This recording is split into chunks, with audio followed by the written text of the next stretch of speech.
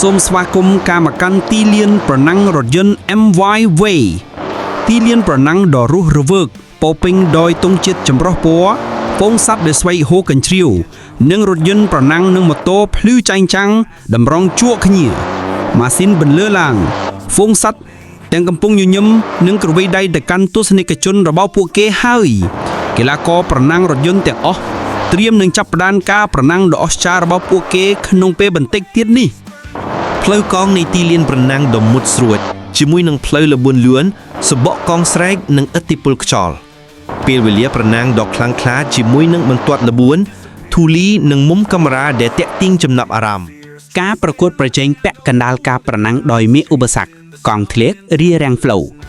ការងារជាក្រុមប្រកបដោយភាពច្នៃប្រឌិតនិងហ៊ានធ្វើចលនាដើម្បីបន្តទៅមុខនៅក្នុងការប្រណាំងការប្រណាំងជុំចុងក្រោយខ្សែបន្ទាត់បញ្ចប់តែមើលឃើញជាមួយនឹងផ្ទាំងក្រណាត់ចម្រុះពណ៌ចាប់ផ្ដើមហោះហើរ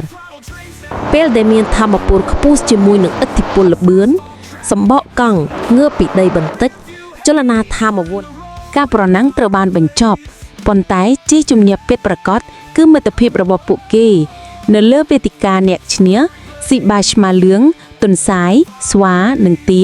បានអបអរសាទរនិងអបដោយកាន់ពានរង្វាន់ភ្លឺចាំងរបស់ពួកគេបានប្រណាំងអបពីចិត្តហើយពួកគេបានឈ្នះជាមួយគ្នា